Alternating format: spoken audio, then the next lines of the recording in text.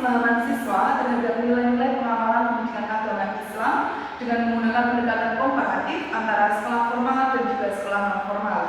Di judul ini saya mempunyai latar belakang sebagai berikut, yaitu pendidikan mempunyai peran penting dalam mewariskan budaya dan nilai-nilai kepada generasi bangsa. Dalam konteks pendidikan agama Islam, tujuannya adalah untuk mengajarkan ajaran dan nilai Islam sebagai panduan hidup, di mana pendidikan ini bertujuan untuk membentuk karakter religius siswa melalui berbagai metode seperti pemahaman dan juga kebiasaan serta penguatan nilai-nilai pengamalan pendidikan agama Islam. Pendidikan di Indonesia terbagi menjadi dua, yaitu pendidikan formal dan juga pendidikan non formal. Pendidikan formal berlangsung di sekolah dengan kurikulum yang sudah terstruktur, dan juga pendidikan formal di sini yaitu kegiatan di luar sekolah seperti di masjid atau di pesantren atau di yayasan. Selanjutnya, globalisasi di sini membawa tantangan bagi pendidikan siswa sekolah formal dan juga sekolah non formal, dikarenakan dapat membawa pengaruh bagi nilai-nilai ajaran Islam. Nah, oleh karena itu, penting untuk mengevaluasi pemahaman siswa tentang pendidikan agama Islam, baik di sekolah formal maupun sekolah non formal. Penelitian ini bertujuan untuk menganalisis pemahaman siswa terhadap nilai-nilai pengamalan sekolah terhadap nilai-nilai pengamalan pendidikan agama Islam melalui menilai keefektivitasan metode pembelajaran serta mengidentifikasi dukungan dan juga hambatan yang dihadapi oleh siswa. Hasil penelitian ini diharapkan dapat memberikan rekomendasi untuk perbaikan kurikulum dan juga kebijakan pendidikan selanjutnya. Selanjutnya yaitu saya mempunyai rumusan masalah. Yang pertama yaitu bagaimana tingkat pemahaman siswa terhadap nilai-nilai pengamalan pendidikan agama Islam di sekolah formal dan juga non formal. Yang kedua, apakah ada perbedaan signifikan terhadap pemahaman siswa terhadap nilai-nilai pengamalan pendidikan agama Islam di sekolah formal maupun non formal. Saya juga mempunyai dua tujuan penelitian di sini. Yang pertama, untuk mengetahui tingkat pemahaman siswa terhadap nilai-nilai pengamalan pendidikan agama Islam di sekolah formal maupun non formal. Yang kedua, untuk mengetahui apakah ada perbedaan signifikan pemahaman siswa terhadap nilai-nilai pengamalan agama Islam di sekolah formal maupun non formal. Dari tujuan ini kita mempunyai manfaat penelitian. Yang pertama yaitu manfaat teoritis.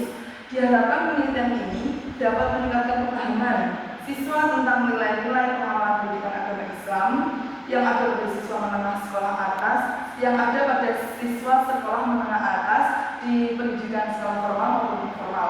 Yang kedua yaitu manfaat praktis. Di sini saya mempunyai tujuan yaitu untuk meningkatkan pemahaman siswa tentang betapa pentingnya nilai-nilai pendidikan agama Islam untuk diterapkan dalam kehidupan sehari-hari. Selanjutnya yaitu saya mempunyai landasan teori. Yang pertama tentang pemahaman siswa. Pencapaian tujuan pembelajaran adalah hal terpenting dalam proses belajar mengajar, di mana siswa harus mampu memahami materi berdasarkan pengalaman belajar mereka. Menurut Bloom, pemahaman berarti kemampuan untuk menangkap dan mengungkapkan materi dalam bentuk lain. Ada 7 aspek pemahaman, yaitu menafsirkan, mencontohkan, mengklasifikasikan, merangkum, menginferensi, membandingkan, dan juga menjelaskan. Yang kedua yaitu tentang nilai-nilai pengamalan. Masalah pendidikan agama Islam di sekolah seringkali terfokus pada pengetahuan dan juga nilai-nilai numerik, bukan pada pengamalan dalam kehidupan sehari-hari. Hal ini menyebabkan siswa hanya menghafal dan juga menulis, sehingga pembelajaran agama menjadi teoritis dan tidak diimplementasikan dengan baik. Yang selanjutnya yaitu tentang pendidikan agama Islam. Nah, di sini menurut Hasan Lambung mencakup 8 pengertian, salah satunya yaitu pendidikan keagamaan dan juga pengajaran Islam. Muhaimin juga menjelaskan bahwa pendidikan agama Islam bertujuan untuk menanamkan ajaran dan juga nilai-nilai sebagai pandangan hidup. Sekaligus Harun Nasution juga menambahkan bahwa tujuan pendidikan agama Islam di sekolah adalah membentuk manusia takwa yang taat pada Tuhan, dan taat pada Allah. Yang selanjutnya yaitu pendekatan komparatif. Pendekatan komparatif adalah metode yang digunakan untuk memahami dan mempelajari ilmu dengan cara membandingkan 2 atau lebih objek. Dalam konteks studi Islam, pendekatan ini bertujuan untuk mengetahui dan mendalami aspek ajaran, sejarah, dan juga praktik agama Islam. Di penelitian ini saya mempunyai dua variabel. Yang pertama yaitu variabel independen, yang termasuk variabel independen di sini yaitu analisis pengembangan siswa. Yang kedua yaitu variabel dependen. Di sini saya mempunyai variabel dependen yaitu tentang nilai-nilai pengamalan pendidikan agama Islam. Yang selanjutnya saya juga mempunyai hipotesis penelitian. HO di sini berarti hipotesis awal, HA berarti hipotesis alternatif. Hipotesis awal atau HO dari P sama dengan 0 yang berarti tidak ada pengaruh terhadap pemahaman siswa terhadap nilai-nilai pemahaman pendidikan Islam di sekolah formal maupun sekolah non formal. Sedangkan HA banding P tidak sama dengan O yang berarti adanya pengaruh pemahaman siswa terhadap nilai-nilai pemahaman pendidikan Islam di sekolah formal maupun non formal. Pembahasan selanjutnya yaitu tentang metode penelitian. Saya di sini mempunyai 6 poin metode penelitian. Yang pertama yaitu rancangan penelitian, yang kedua populasi dan sampel, yang ketiga teknik pengumpulan data, yang keempat instrumen penelitian, yang kelima yaitu teknik analisis data, yang keenam teknis keabsahan data. Yang selanjutnya yaitu saya akan membahas tentang rancangan penelitian. Rancangan penelitian di sini yaitu rencana bagaimana penelitian akan dilakukan.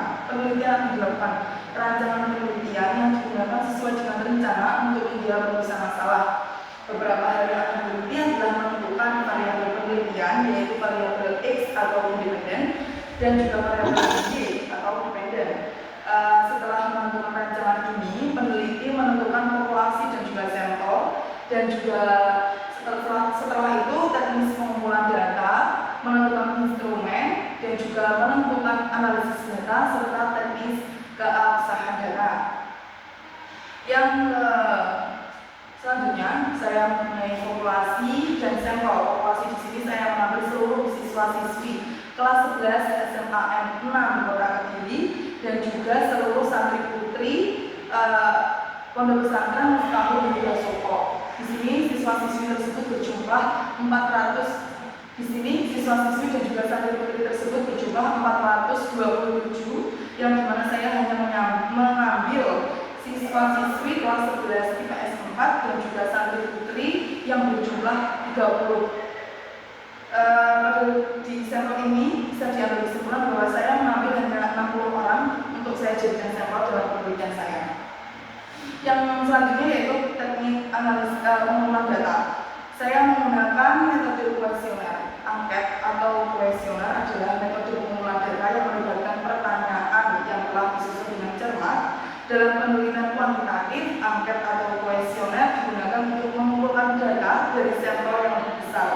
Responden diminta untuk memberikan tanggapan yang dapat diukur melalui penggunaan opsi jawaban yang telah ditentukan atau dengan mengisi ruang kosong. Yang selanjutnya yaitu instrumen penelitian. Instrumen penelitian adalah merupakan alat ukur yang digunakan untuk mendapatkan data penelitian.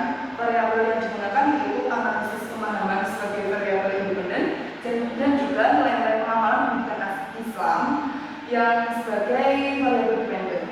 Selanjutnya yaitu saya punya 3 teknis analisis data. Yang pertama pengolahan data. Sebenarnya di sini terbagi menjadi 2 yaitu scoring dan juga tabulis data. Scoring yaitu mengubah huruf menjadi angka untuk mengukur suatu penilaian data. Yang kedua yaitu tabulis data. Yang kedua di sini ada poin uji asumsi. Uji asumsi ini juga terbagi menjadi 2 yaitu uji normalitas dan juga uji linearitas. Yang ketiga yaitu uji hipotesis, yang artinya yaitu uji hipotesis ini menentukan alat ukur sementara untuk kita bisa mengukur tentang variabel independen dan juga variabel dependen. Yang terakhir yaitu tentang teknis keabsahan data. Yang pertama yaitu uji validitas, di mana uji validitas ini adalah alat ukur yang bisa menentukan apakah akurat atau tidaknya data ini menggunakan, kalau di sini saya menggunakan aplikasi SPSS untuk mengukur validitas penelitian ini. Yang kedua yaitu uji reliabilitas. Di sini uji reliabilitas adalah alat ukur yang berfungsi untuk mengukur apakah ada hubungannya antara variabel Sekian yang dapat saya sampaikan. Apabila ada kurang lebihnya saya mohon maaf. Wassalamualaikum warahmatullahi wabarakatuh.